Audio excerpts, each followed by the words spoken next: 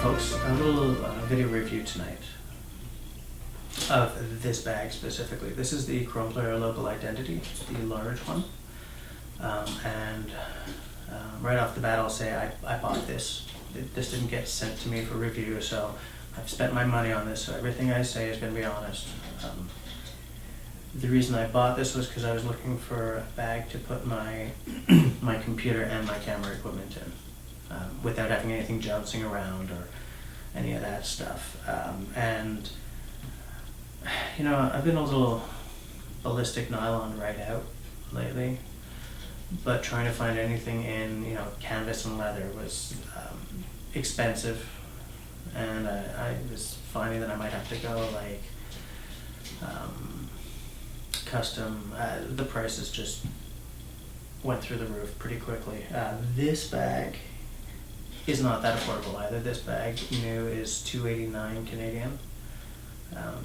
Very similar to that in US. And it's ballistic nylon. But the Toronto Crumpler location was going out of business, so I got it for half off. So I bought it. You know, I mean, it fulfills the need. It's a look that I like, you know. It's nylon, blah blah blah, but the fact is, it's been a really good bag to have on a really rainy winter day, so I'm not going to complain about it.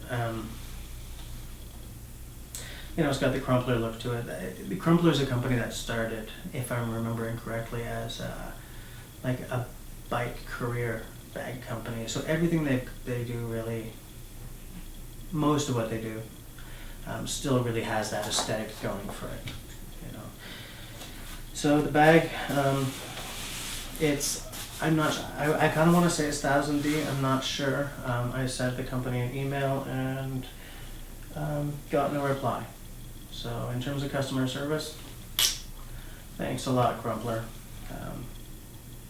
But anyways, so I don't know exactly what it is. It feels really thick though. It's a good quality nylon. It's got like a rubberized section here. It's really element proof. If I pop open this, it's a flap over design with a waterproof zipper. It's a reverse zipper, so it's, you know, it's got a flap that comes over and protects it from the rain. On the sides, because obviously this isn't a great way to get in for, you know, stuff in the bottom if you got the bag all packed up. So it's got on either side another clip with a zipper that you can get in to the camera bag. The way I usually keep this, I have nothing in this bag right now because the camera's there, the computer's here, you know. This comes in two different, I'm just going to put this down for a second. I'm feeling a little, this comes in two sizes. This is the Camera Haven, this is the large one. And inside what you can do is you can put like a camera and two lenses, or I put my camera with a lens on in the middle, and then I put like a 50mm on one side and my battery charger on the other. It's a good quality, it's nicely padded. One negative, here I usually have like a cable here and here. You know, this is for more stuff. These are memory card pockets, but they only work with SD cards. So if you got the Canon 7D like I have, right, you want to put your compact flash in, forget about it. It's not going to go in. I mean, it's not that big an issue because I just use this larger pocket here. It's just, it's a funny, I mean, I know that these cards are sort of disappearing and that SD is the way to go. But you know, the 7D is, in my experience, like the de facto standard for indie filmmakers. You know, I mean, there's the 5D as well, absolutely, but in terms of prosumer affordable, I see 7Ds everywhere.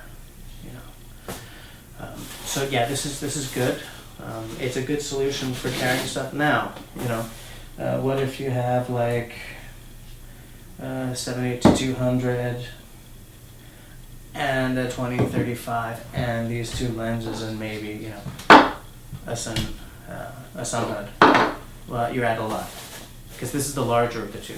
The other one is good for like a smaller camera or an SLR and one lens. You know, so if you're a photo maven kind of, that's kind of gender specific. If you're like a real sort of photo pro, this bag might not be it for you. Now, I'll just pick it back up.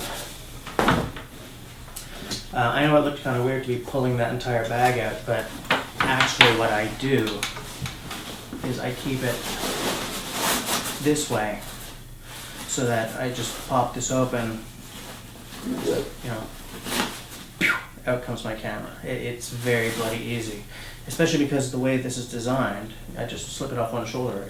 It comes around like a sling bag. I zip this open, you know, and I can get to the stuff. Another nice thing about this is there's one of these zipper pockets on either side, and each of them has a small Velcro attachment for a smaller pocket for, you know, I usually keep my Leatherman in there and like a notebook, some pens, or a memory stick. You know, the bag itself is very comfortable to wear. It's easy to wear, easy to adjust. It's got a small sternum strap that's got a little elasticity to it, which I found is good for when I'm trying to move around, when I'm not just sort of walking down the sidewalk, or when I'm trying to get through a crowded bus. I'm trying not to. This bag takes up a lot of room behind you. Like when you're in rush hour, that could be an issue. But anyways, like I have a lot of movement, like no chafing. Even though there's no strap here, I get no back pain even when it's full. I get no neck pain, nothing wrong with the shoulders. So I guess let's take a look inside. The width is 32 centimeters, which is like 12.5 inches. The height is 49 centimeters. It's, I guess 20 inches. The depth is 20 centimeters, 8 inches. The volume, just let me look that up because I wasn't sure. It's an 18-liter bag, which is like 1098 cubic inches. I don't know if that's, let me show you. Inside, you've got a pocket for a laptop, and then, here we go, okay, pocket for a laptop here, and then here, there's like a bag-shaped pocket. Now, what this is, it's got a zipper on it, so that when you got that camera bag in, you use this extra pocket sort of zipped together, and it creates like a basket, so you can put your stuff in, and it's not slipping around behind or underneath the camera bag. When you need to carry a whole lot of crap, and you don't need your camera, you take out the camera haven, leave it at home, then you can unzip this and you've got the entire 18-liter capacity. Or you can keep it zipped up and, you know, put like maybe roll up a small sleeping bag underneath and put your like food and fire and stuff on top. It's not a very bushcrafty bag, but I have made it work for that when I haven't had the camera around. It's also got attachments here for a tripod carry, which I don't have. My tripod is way too big, and it's got its own bag.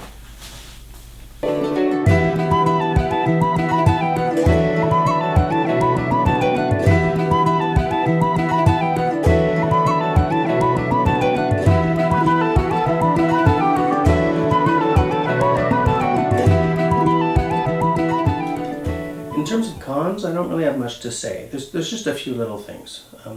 The first is there's no carrying handle between the shoulder straps. not really a big thing because you can just grab it here or whatever, but I've come to expect that on a nylon backpack. All my other ones have it, and I use it all the time if I'm picking my bag up off the ground, slinging it into the back of a car or out of a truck or something. And you know, especially for a bag that clocks in at pretty close to or over, depending on your tax situation or whatever, $300 at full price. I expect it there. It's got to be there. You know, it's a small thing, but it's an important thing for me. Aside from that, there's a bit of a space issue. If I've got like a laptop and my camera stuff in this bag, that little zip pocket I was telling you about, it's good for like a lunch, power brick for my computer, not a whole lot else. So if you're really, you know, packing up to go and spend a couple of days in the bush shooting a bunch of videos, or you're going to a photo shoot that's, you know, heavy on stuff, it's not an ideal solution. One thing you can do, obviously, especially if it's not really raining, is you just unroll it and you can fill it up to there. So it's really not a huge thing, you know. So the upshot, right? Would I buy this again? At the price I spent, yeah, this is a great buy. This is a great bag. I think it looks fabulous. They make a black one that's a little more subdued, but I like the orange and the brown. For some reason these days I've really got a thing for like hunter's orange as an accent color. So when I saw that, that's the one I'm going for. The padding has already saved my computer and camera stuff twice because it's been a very icy winter. And that's all I'm going to say about that. It's done the job great. Even on rainy days, the weatherproofing has been fabulous. I know because, as I said before, this isn't my first Crumpler bag. They look not pristine, but pretty damn good, even after years of use. So I know the quality is there. Look, at full price, I don't have the kind of disposable income to throw $300 at a backpack. That's not to say I don't think it's not a worthwhile buy if you do have that kind of financial freedom. I think it's a great bag. And at the end of the day, it's hard to say that you've overspent on something if you enjoy using it, if you use it a lot. I sort of think that overpriced versus underpriced is really fluid depending on how much enjoyment you get out of something. So, if you buy this bag and you use it all the time, and you do sort of what I do or what the Black Owl guys do, you get out there in the forest and you film a lot, and the bag it's going to work forever. It's hard to say that $300 is overspending in that case. So if you got the freedom, it's a great bag. I would say go for it. Absolutely. And I'm glad I have it. I'm really glad I found it at the price I did, because otherwise I wouldn't have even thought twice. And it's really made things better for me in terms of carrying my stuff around. So yeah, it's 2 thumbs up for me. Even with my my little foibles, like the lack of a carry handle. I'll just be growing up about it. So I guess yeah, that's all she wrote. Thanks for watching, guys.